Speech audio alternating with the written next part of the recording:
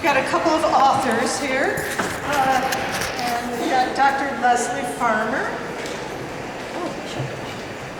Dr. Lesley Farmer is a professor at California State University, Long Beach. She coordinates the librarianship program. She earned her master's in library science at the University of North Carolina, Chapel Hill, and received her doctorate in adult education from Temple University. Dr. Farmer has worked as a teacher, librarian in the K-12 school settings, as well as public, special, and academic libraries. She is past chair of the education section of the Special Libraries Association, edits 2 IFLA section blogs, and is a Fulbright scholar. In 2011, she was selected by the ALA Beta Phi Mu Award for contributions to library education and was recently awarded the Librarian Recognition Award. A frequent presenter and writer for the profession, Dr. Farmer's research interests include information literacy, collaboration, assessment, and educational technology. Dr. Farmer's most recent books include Library Services for Youth with Autism Spectrum Disorders, and you have each received one of these books, which I can tell you is a wonderful book. I read it from cover to cover, and it really was a huge inspiration in this project.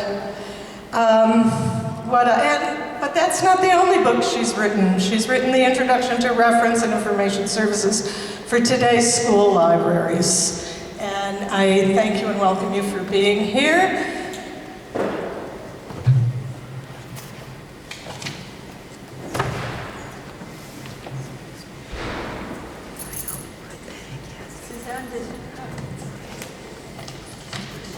Okay.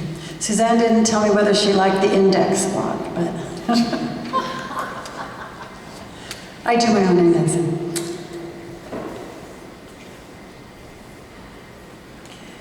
So we're going here.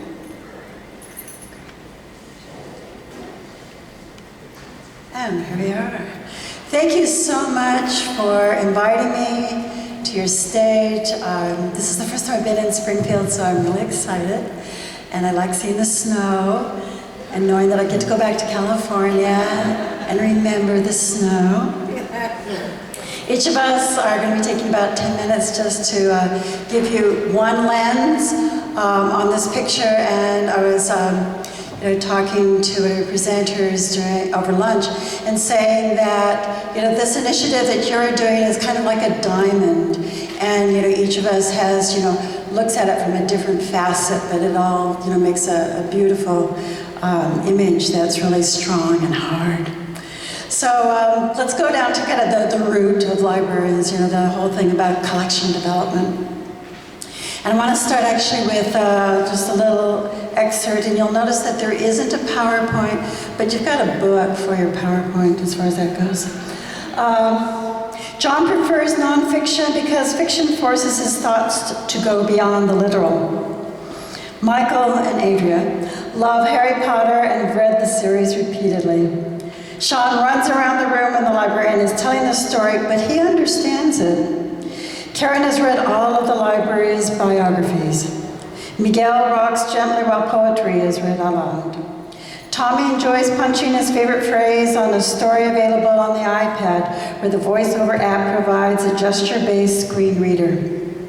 These are all experiences of young people with ASD, and it's our responsibility to provide those collections and those reading experiences. And as you've heard several times today already, the idea of universal design, not only for learning, but just as well as for resources, is a really good guiding piece. So some of those things include, when you're looking at resources, is to be mindful about your format. In terms of providing visuals for a lot of these kids, sometimes sound is kind of overwhelming for some, for others it's really great. Certainly having high contrast is oftentimes a good idea. You can also think about even the texture of your material will make a difference to these young people. the idea of dual coding, having both, the image as well as the text, and how those things, work together. And then, of course, that includes, the visual cues as well. Even the physicality of materials. You don't want something that's too small or too large, too floppy. You want to make sure that things are really durable, that they can handle high use, but they do need to keep clean, and that it's easy for them to read the pages because of the font and the font size and the space between the lines. And also, as we've also reinforced today, the idea that, people, individuals with ASD are people first. So, thinking what is appropriate developmentally. So as a really simple example, a lot of high school kids would not want to, read a book that's kind of in the second grade curriculum.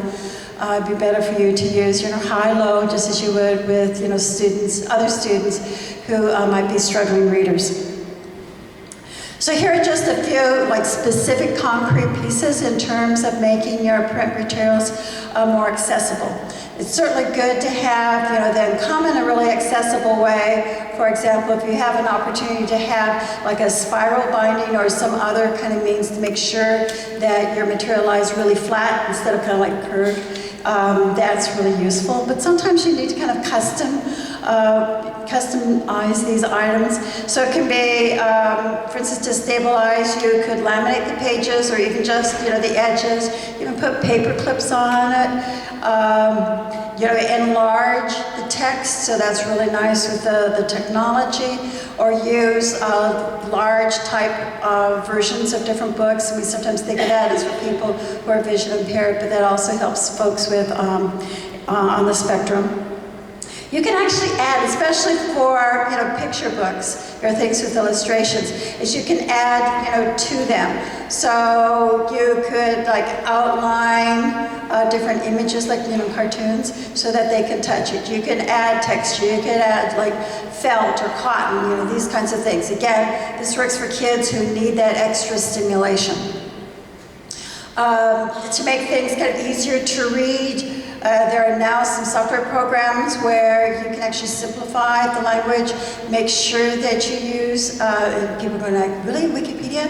Yes. Wikipedia, there's a simplified English version. I'm not sure if everyone knows about that, so that's really cool.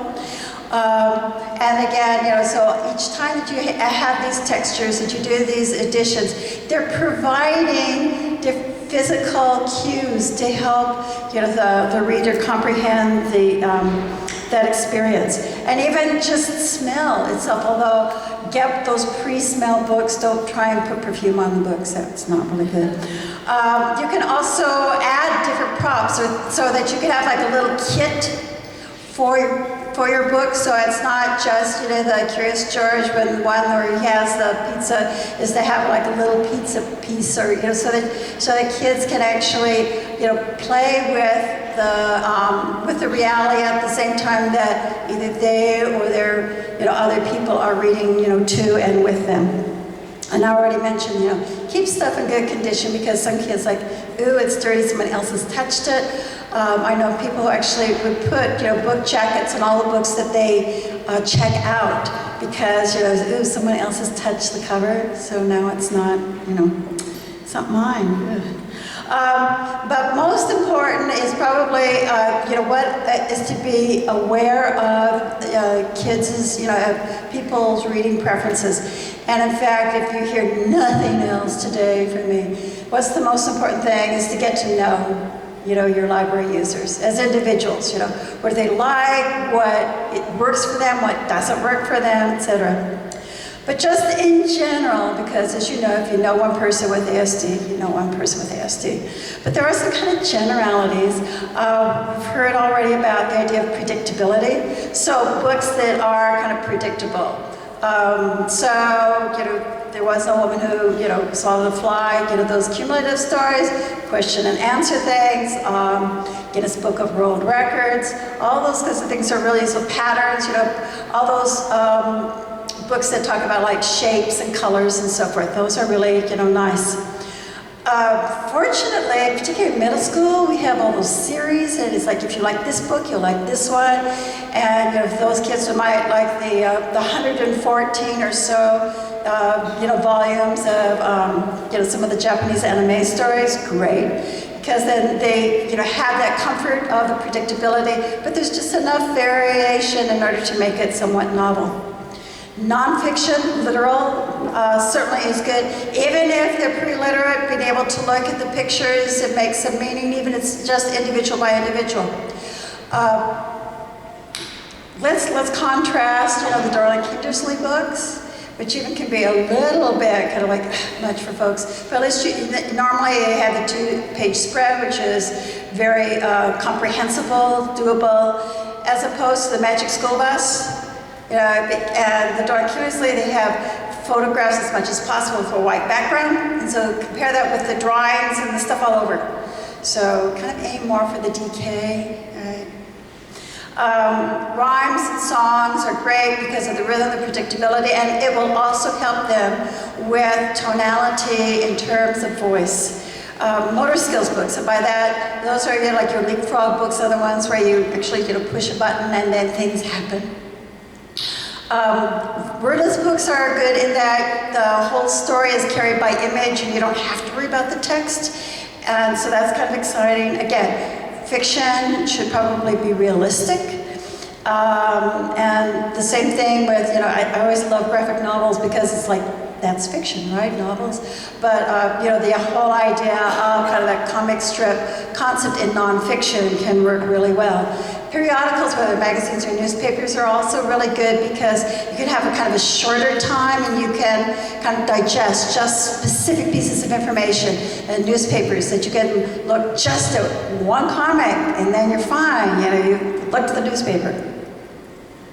We talked already a little bit about technology, and there's several really good advantages for that. Again, that kinesthetic thing, it helps them to focus. That's why iPads seem to be like, it's not a panacea, but it certainly is something that people have glommed onto. Because you do have choices so that you can kind of match the input, whether it's the rollerball kind of an input, or your board maker or adapted keyboard, so that you can see what works best for kids. And the same thing, even with monitors, that you can make customizations, and there are apps as well, so that you can actually customize any text that's on the internet. So that's kind of nifty. With technology, you can actually take advantage of the whole drill and kill. So those things that need to be repeated over and over and over and over and over and over with kids here, then it's okay. The 79th time, they're still all right with it. The machine isn't pulling its hair like you might be, so this is good. The idea that things are very structured, then you have a certain sequence, that's wonderful. And again, a lot of times it's just you and the computer. And you don't have to worry about all this side stuff.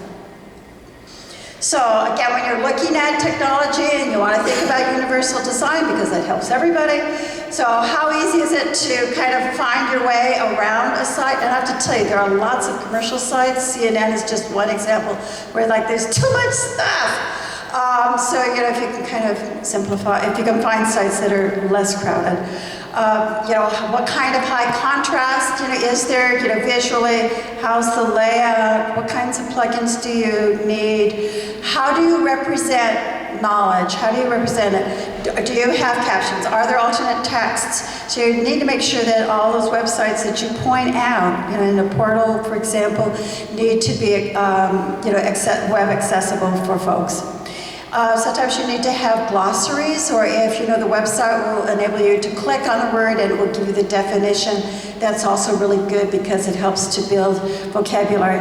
And that you can have different levels of engagement with a website is also really a nice thing, because then the kids feel that they have control and how engaged that they want to be.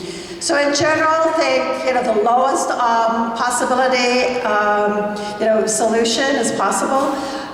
Think about how that particular technology will work within a particular setting where there's different kinds of people around there. You want to make sure that you're not having to spend a lot of time on teaching them how to use it or to troubleshoot, this piece. And how long do you have to stay on the machine in order for it to, provide meaning for kids? And just, a caveat at the end, just because you're on an iPad doesn't mean that you're learning anything.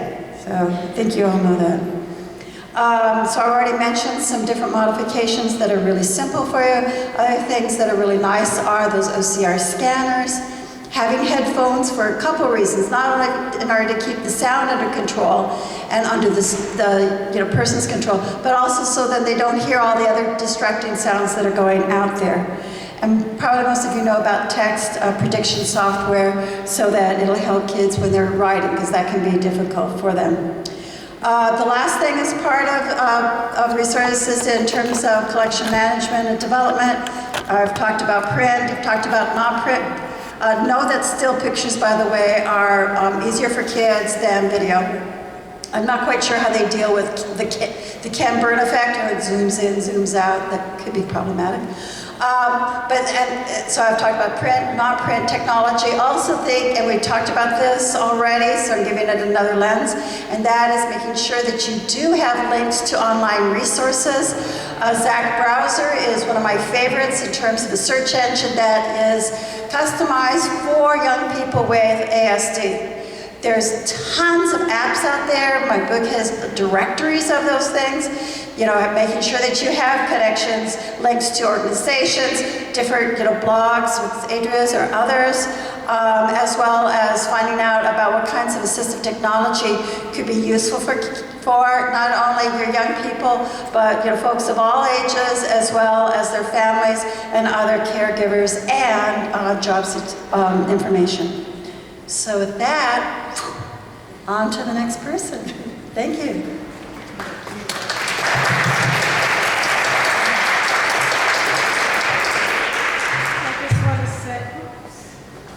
Can you hear me? Okay. Just want to move this along to Barbara Klipper, whose book you also have, which is a companion piece to Lesley Farmer's book, this one in your packet. She is the mom of 2 adult sons with ASD, and she's just completed writing another book, The Secret Rules of Social Networking, which is aimed at teens and young adults with autism, and will be available in April. She's been training librarians and presenting at conferences on how to work with youth with ASD for over a decade, and her book from ALA Editions came out last January, and here she is, Barbara Klipper.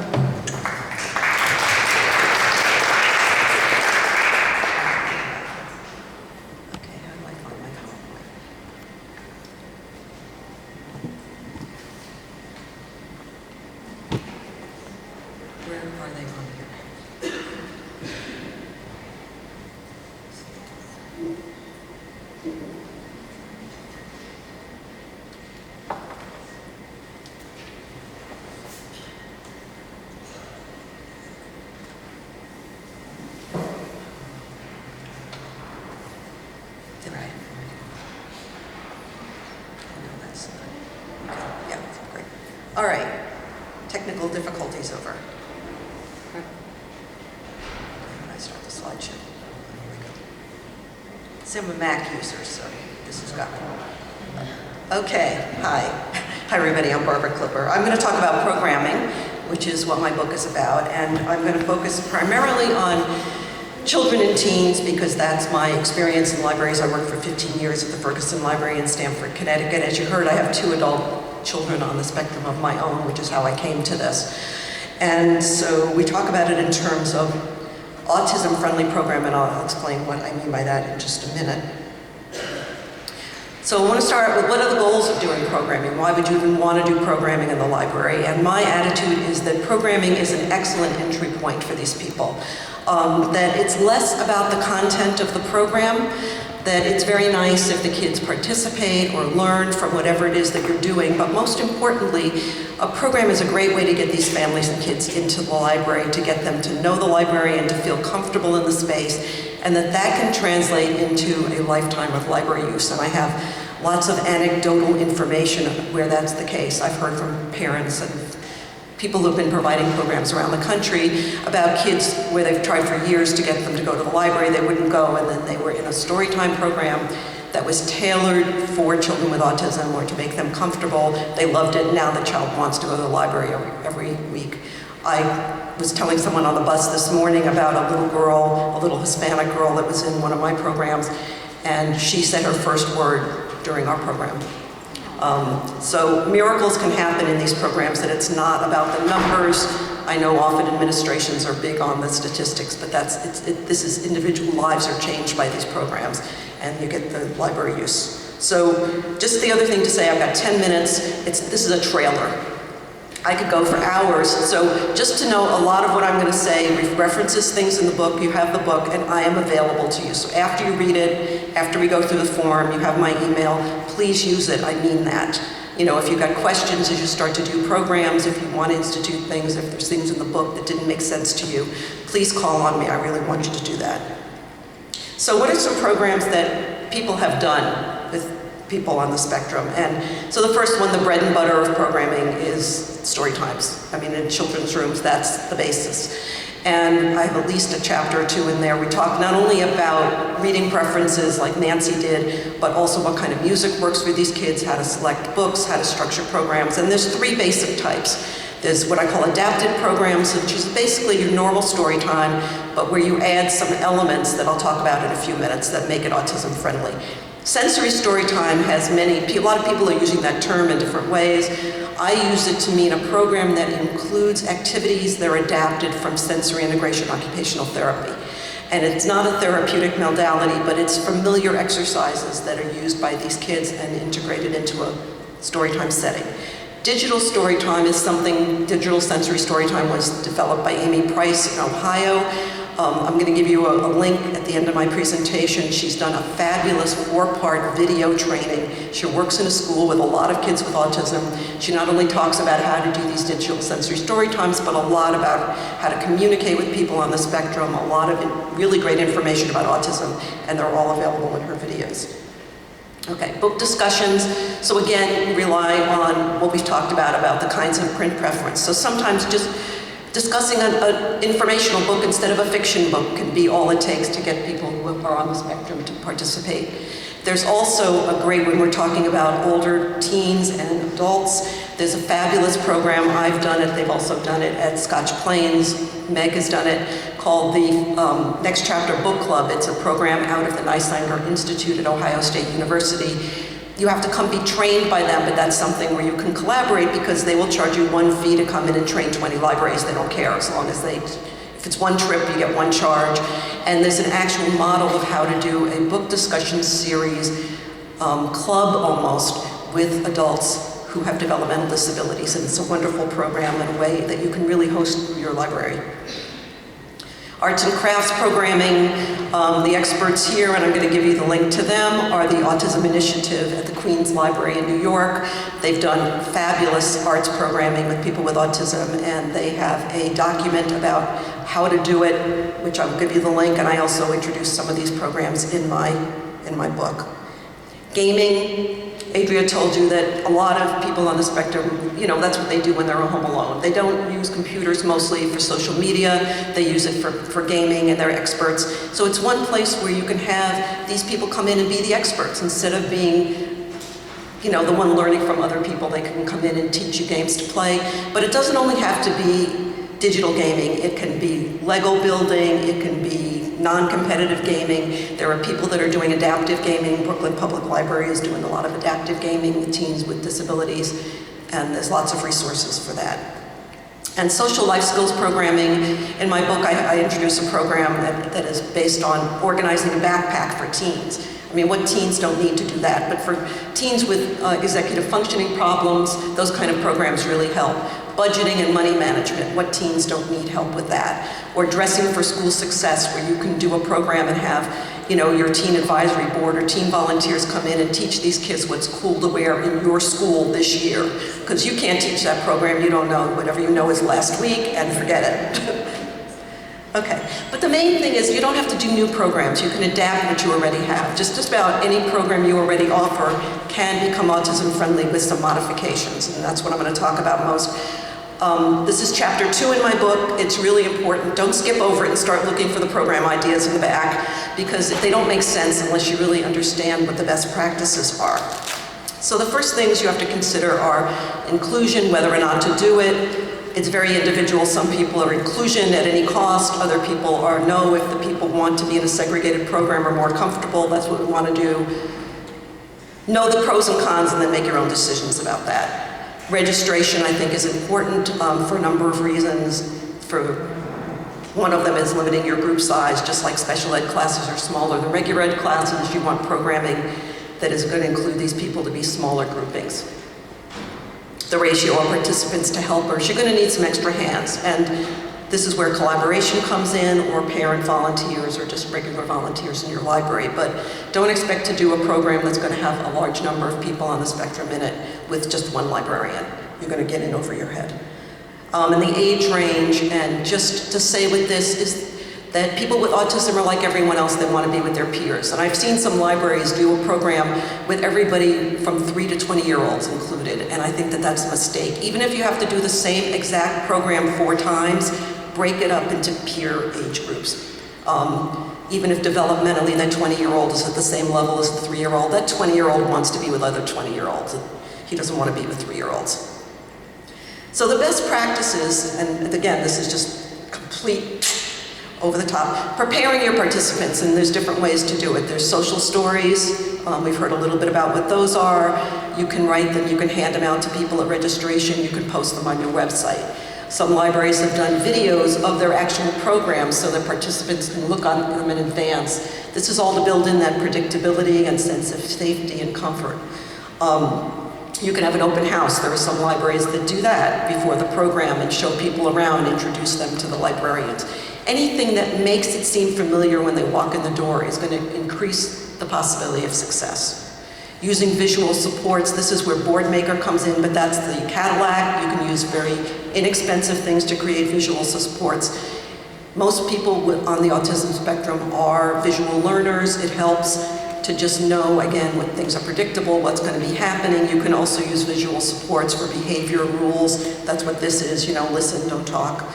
Managing transitions in a variety of ways. That can be from when the program's going to be over, for activities within the program. You can get things like visual timers, or just yourself. Go tell people we have 5 more minutes for this activity. We have 1 more minute for this activity. If you tell people to stop abruptly, that's when you're going to start having meltdowns, because people with autism can't process that quickly. They really need to be gradually told when things are going to be shifting. Controlling the environment, there's our, I love this, fluorescent lights, tool of the devil. They really are. You know, minimize auditory distractions, minimize visual distractions. There's specialized seating. Again, I get into this in great depth in the book. Take a look. Sensory items and activities. Fidgets can be used in any number of ways. They can be used as turn-taking objects. They can be used as something to hold when somebody's, you know, stressed. I know libraries where they just keep bins of these at the public service desks, and you can pick up squeeze balls, and it's kind of fun. I have a friend who collects them every place she goes. The picture of gum, that's cinnamon gum. Cinnamon gum is great for people who need to be woken up a little bit and alerted. If you were a workshop I would be doing, you'd all have pipe cleaners, because they're my favorite fidget. They're really cheap. You can buy them at Michael's, and you can do all kinds of great things with them. I was just on the Caldecott committee, and people were making things out of pipe cleaners because I brought them. The 3 R's, routine, repetition, and redundancy. Again, the repetition, the familiarity, the predictability. So I've developed a little bit of a checklist. So the idea is to just take a program that you normally do, and then say, okay, I want to make it autism friendly. Am I taking these things into account? How am I doing it? So it's just a way to kind of work with that. And it's in your handouts. And I also provided scenarios of, I don't remember, 4 or 5 different programs that are real programs that I've done or other librarians have done, And then how would you adapt those particular programs? And at the bottom, I give you a few ideas of some of the things that you could do along with this to make them more autism friendly. There's also something in your packet, that a one-page thing about apps, because these are enormously popular and used with people on the spectrum. And in and out of libraries, I did a presentation on that, so I just threw in that handout just so you would have some resources for that. So, some how-to programming resources, my book, obviously. The digital story time, that's those 4 videos from Amy Price. Look at them. I mean, it's going to take you a little over an hour to watch the whole thing, but it's tons of brilliant information, and she really knows what she's talking about. And the arts programming guide from the Queen's Library. And that's my 10 minutes. Okay, thank you.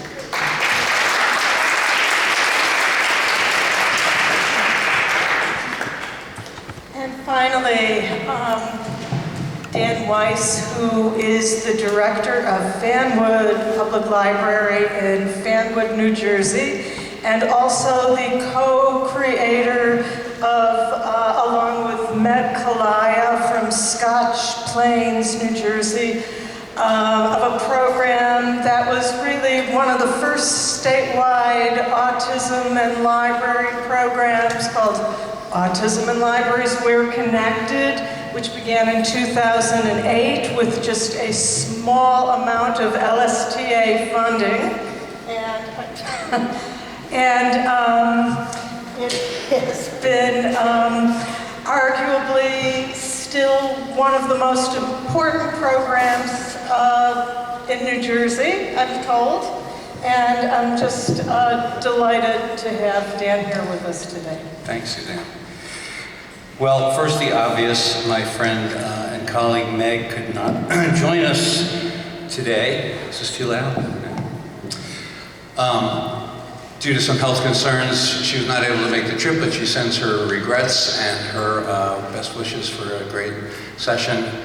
I know she's, wishes that she could be here. And so the topic at hand is effectively serving people with ASD and their families at the library. As Suzanne said, that's something that Meg and I have been focusing on since 2008 when we started our Libraries and Autism project. And the goal is to strive for universal inclusive service and to make the library instrumental in allowing all people to be a real part of their library, their community, rather than just in it. And this is a quote that we heard from this wonderful, tireless disabilities advocate in New Jersey, Bill Gaventa, who works mostly with churches and religious institutions, but we felt that it really resonates strongly as you think about the question of how libraries can really serve the needs and behaviors of all individuals with ASD and their families, and how can we effectively serve the needs of all of our users. And Meg and I, who have very different styles, but have been able to work together effectively in many ways, I think largely because we believe that the essential part of the answer to that question is in customer service. And the great customer service begins with communication. So, as Suzanne said, we started our Libraries and Autism project back in 2008. It was a part of our regional co-op's program called Welcoming Spaces, a pilot program.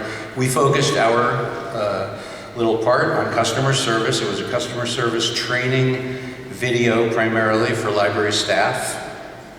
So there's the short video, there's the tip sheet, there's the handouts that I have in the back. This tip sheet that kind of encapsulates what's in the video. We built a website, and there's more. It's continued to grow and expand. The goal was to try to create a resource that librarians and libraries could use for a short training session. The video is only 18 minutes long and could sort of get the balls rolling, and something that others could replicate. So we've been to a lot of training sessions. Our goal with this thing was to just maybe keep it simple and try to have one, maybe two simple things that somebody could take away from this and put into practice like right away when they got back to work. So Lesley touched on universal design. I just wanted to mention that the whole notion of universal design, that as things have evolved from handicapped or wheelchair accessible, from accessible design to now universal design, things that are usable to the greatest extent by everyone or anyone, regardless of their age or abilities. And so just keep in mind that these universal design principles and strategies can be effectively applied to pretty much anything, not just physical spaces, but programs and services as well. And we also encourage you to try to take a minute and evaluate your library, your physical space, the kind of programming you do, the kind of services that you provide and the way you provide them. There are some good checklists out there that I could point you at. So customer service. So what is customer service? It's one of the keys to a good interaction with any patron of any age and ability. It's communication. And good customer service begins by empowering yourself and your staff with a little bit of knowledge, a little bit of training for everybody who works or volunteers at the library. And, you know, is customer service something that you do? Is it just an attitude that you can bring? Is it something that you can learn? You can teach people procedures, but can anyone be taught the kind of elusive essence of great customer service? You could say that in a way it boils down to nothing more than the golden rule. And while it can be kind of common sense, it's just not necessarily common practice. And there are a lot of factors that come into play with providing great customer service. How much of it can you control? How much of it is in the customer's control? And how much of it is required or prescribed by the hierarchy you work for or the management that you work with? But we do believe that most people that work in libraries genuinely like books. I'll even go so far as to say they like people, and they really want to try to help and provide service. And so some good customer service skills can help you accomplish some of that. You can just consider the kinds of things that you don't like, the kind of service that you expect when you're the customer. It can make all the difference, you know, when you're trying to help other people. You can think about your attitude and what makes you satisfied and what seems to make sense, because it's really just all about how you would like to be treated. So I know time is short, but let me share with you this very short video, kind of an amazing level of customer service that these two guys encountered while they were on tour in Japan. We woke up early today. We're going to the fish market. We're going to check it out. It's supposed to be mayhem down there. Scott's ordering our tickets now for the subway and be down there in 25 minutes, maybe half an hour. I don't understand. There's no line. The line that I want is no line. I just pressed the assistance button. It says, please wait a minute. Hi. I want to select the Hibiyu line to.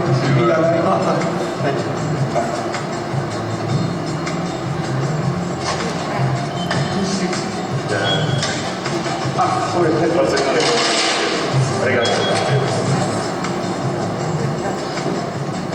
Did he come out of that machine? So I've now decided I'm going to have a staff member full-time stationed inside the OPAC machine on the main floor. They would pop out and help people. What I like about this video, it's not really that the problem, it wasn't really a language problem, it wasn't even really a culture barrier. It's just that those guys didn't know the system, just like many travelers to your library. And so just a little bit of friendly, effective guidance got them cheerfully on their way. Once is enough. So it's especially important to try to assess how individuals with ASD are comfortable communicating, and having the right tools on hand can help facilitate that communication. Clear signage can be good. Meg and I developed a couple of tools. We have this nonverbal communication guide. Of course, when we started our project in 2008, there were no iPads, for example, if you can imagine such a time. Now, I would guess that many of these kinds of things are available, you know, in a digital form. And actually, people probably, you know, carry them around with them. But these templates are downloadable from our website. We also, here's a very kind of scrappy example of a quick social story. This is my library. Again, the PowerPoint template is easily downloadable, but we found that something like that can be great just for a quick introduction to, like, this is my library. And you can personalize it, of course, to your library, but also a great visual teaching tool for other things, computer policies, story time procedures. You can put them on paper, you can have them on your website. And I mentioned the tips handout. I just wanted to show, we also have this decal, and there's a pile of them back there. I think that goes a long way towards the marketing thing. We put the decal on the window or the door of the library, and it really helps parents and patrons sort of see that there's some connection. It has the puzzle piece, and we've definitely had parents coming in and just, you know, it's kind of a good icebreaker, and then they wonder, like, what's this whole Libraries and Autism thing about? So despite thinking that the library is really the perfect place for community inclusion, there can be barriers. Keep in mind that families dealing with this kind of thing every day can be angry, they can be exhausted and frustrated. And when they do reach out into the community, we need to try to do everything we can to make sure that our physical facilities and the staff and the other patrons are ready to try and assure that the experience can be a positive one. We've heard of libraries where, you know, staff have asked parents and kids to leave when their child is having a tantrum or a meltdown. There's an article in the back from an incident at a library in Loudoun County, Virginia, which very accurately describes exactly where you do not want to go with this kind of situation, which escalated into a big lawsuit. And we need to acknowledge these kinds of challenges that we face and strive to overcome them. And of course, being inclusive, it's not just sort of the right thing to do or a nice thing to do, it's the law. The Americans with Disabilities Act, which was passed in 1990, was the, you know, it just says disabilities. It's not the Americans with Physical Disabilities Act. And it was always meant to be inclusive of people with developmental disabilities. It's just that, of course, a person with a physical disability, is much easier to acknowledge what their problem is. They're in a wheelchair, they are walking with a cane, they have a guide dog. It's easier to see what their situation is and maybe figure out, you know, ways to help them. So these are just a few of the considerations as we attempt to pursue a more universal and inclusive approach to service and programming. We're talking a lot about accommodation. That can be a very tricky line to walk. How far can you go to accommodate one group before you start stepping on the toes of another group? And you can try to accommodate as best you can, but you can't really throw out the rules of conduct, because the safety of the individual and all of the patrons and your staff really necessitate, at the end of the day, abiding by the library's rules of behavior. And we know that families with ASD are already in the library. At the workshops that Meg and I have conducted, we get stories of, you know, kids running out of control and, you know, and questions about what to do about that. And when we go back to the experts that we've worked with, they kind of look at us like we're crazy and say, but you guys have rules, right? So kind of fairly applied rules, well stated, well structured, you know, that are evenly applied, can be effective. And so, to me, in many ways, this is really all at the heart of it. Consider your own underlying thinking and your perception, because so much of being inclusive is really just kind of a shift in the way that you look at things. You can strive to develop a climate of welcoming and empathy and openness that makes people aware that the inclusion is really the code at your library. And we say in the film that modeling acceptance and inclusive service sets a standard for not only staff, but the other members of the public as well. Kathy Snow's website, Disability is Natural, has some really interesting perspectives on all of this. There's an article back there by her on person-first language. You know, might seem a little simple or PC, but This is a person with autism, not an autistic person. I don't think any of us would say, oh, look at that cancerous child. So, this program called Wakanja is something that we encountered in Minnesota. It's the Dakota word for child or sacred being, and it's something that the St. Paul Library System has adopted as their customer service strategy. It's a program that's built on ideas like suspending judgment and practicing respect and more. But the one beautiful principle that Meg and I liked was the moment. You can't really be sure what happened before the moment, before something. You're not really sure what's going to happen next, but you can decide to try to help out positively in that moment. And I wanted to mention the Asperger's Self-Advocacy Network, whose motto is "Nothing about us without us." This is one of the groups that has problems with Autism Speaks organization. And the young man who started this is named Ari Neiman. He's a really compelling speaker. He's the first person with ASD to serve on President Obama's Council on Disabilities. A couple of the bones that he has with an organization like Autism Speaks is that there are no people with autism on their board. That all of the monies that they raise, which are substantial, are mostly directed towards finding a, quote, cure for autism. And his perspective, as a person with Asperger's and fairly high functioning, is, hey, I don't need to be cured, I'm good, And he acknowledges, of course, that there are those that are more severely affected, but might also argue that they don't really need to be cured, they need to be accommodated. Anyway, there's a lot on that website that makes for some pretty interesting reading and helping to sort of broaden your perspective on the whole thing. So I'll just wrap up and say, if I have one word of advice, it's just to try to communicate. Librarians, to families, to individuals. We hear people saying, if only somebody would just ask me what I need. And we have librarians wondering what it is that they can do to help. I feel like this notion of Wakanja and the strategies that we're talking about today, these tenets of good customer service can really try to serve you well when you're working with individuals on the spectrum. Keep in mind that behavior might be the only means of communication that some individuals have. And so you can take the extra moment to try to figure out what it is that they're trying to communicate. So, a couple of resources. Thank you so much for your time. I've just tried to squeeze like 2 hours of stuff into 10 minutes.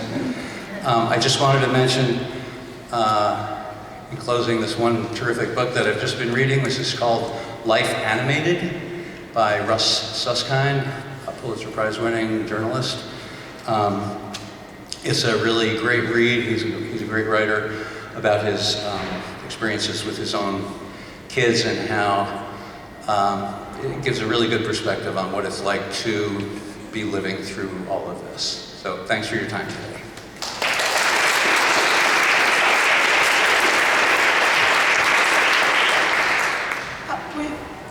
We've got a bit of time to continue the discussion, so I want to open it up to anybody that has a comment to make or a question to ask of any of the panelists. Raise your hand.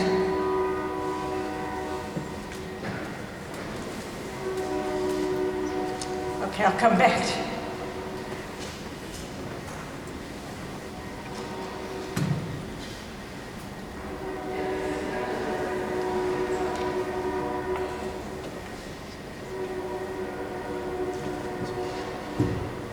Great job, everybody. Really interesting stuff, and it was really good to hear it. I'm an academic librarian. Do you have any suggestions or ideas that I can take back to my academic library? Because it seems like a lot of the stuff you were talking about is aimed more at children, young adults, public libraries, not necessarily aimed at 18, 19, 20, 21-year-old students who are on the spectrum somewhere. I'll speak to that because I work in academics, and we actually have a group for students with ASD. And when we talk with those folks, one of the main things has to do with social skills. So a couple of things that you could do in an academic library is to have a blog or other opportunities for students, say, to write like testimonials about neat resources, whether it's leisure reading or it's apps or other things of that sort, so that they can participate, but they don't necessarily have to be big in a group. Another thing, which was kind of hinted at before, is that some of these kids are really expert on a specific app, for example, or a specific software program. So to let them be the expert, and one way that you can do it, especially if they are uncomfortable in front of a group, is that they could be doing screencasts for you. So I think that the more that you can give opportunities for post-secondary students to contribute to the library through their particular scope of expertise is really great. And then they can also then turn around and put that on their resume, and it'll make it themselves more marketable. So that's a nice proactive way to do it. The other thing is to make sure that the library, if you do have services for this range of population, that those experts then collaborate with your library staff. Perhaps they need to have more education. Perhaps the libraries can go to that group and kind of work with those kids and ask them, what do you want? Okay? Cool, thank you. Other questions, comments from the group?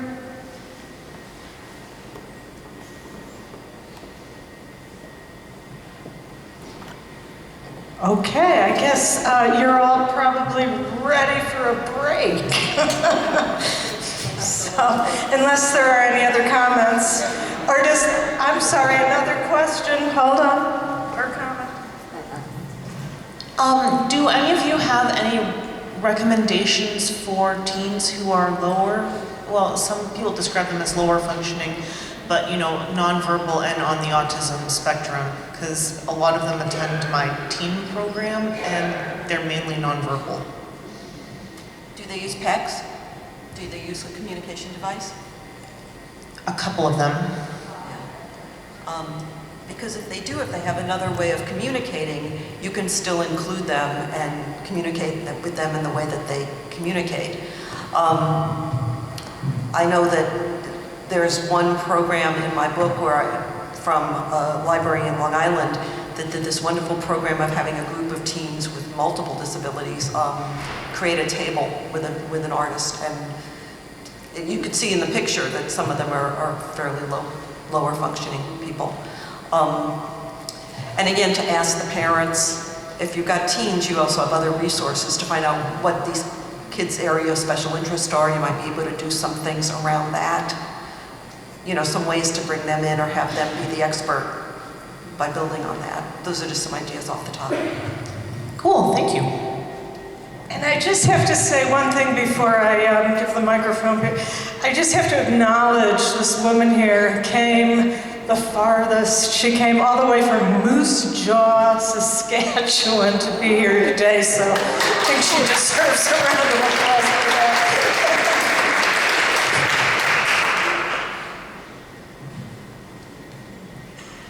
I just wanted to say some things that the library easily can do is there's Velcro sensitive fabric that you can get and take the existing books you have, and kind of like they used to have the old flannel boards, you can do the same things with your stories that you already have, attach them to your books with Velcro dots, and just buy those extra copies of those books and adapt them so that they're doing the same story, and maybe they have that one on their lap, they're matching the picture to the text, and it ties in with what they're doing. And the other thing, when you're talking about teams and activities and things like that, my son's limited in his language. They have teen nights where they have Wii, and he can play Wii, and there's lots of things that you can adapt, and at the same time take that opportunity to teach the other teens about the disability, because then you're teaching them how to be friends and build that community around them, because all those people that are their age are going to be their employers, so you're benefiting your community in the long run by doing that.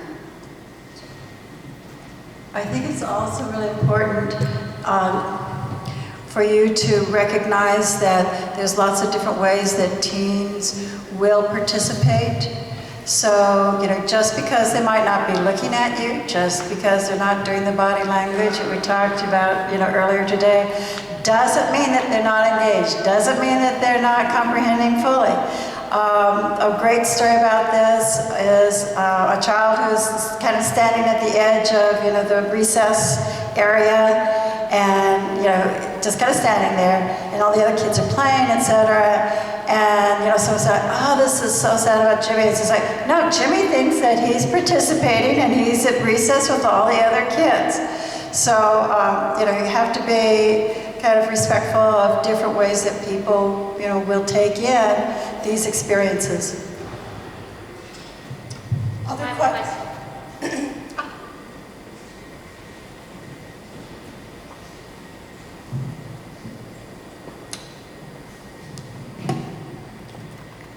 I really appreciate your explanation and your presentation today.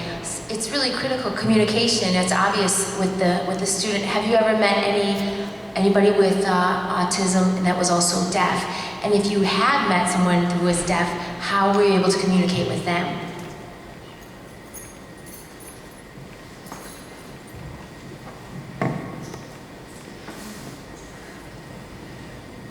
Probably with high functioning, Asperger's perhaps. And we've said before, it's not that someone will necessarily self-label themselves as being on the spectrum. So, if you have an interpreter with it, so making sure that it's the three of you that communicate together.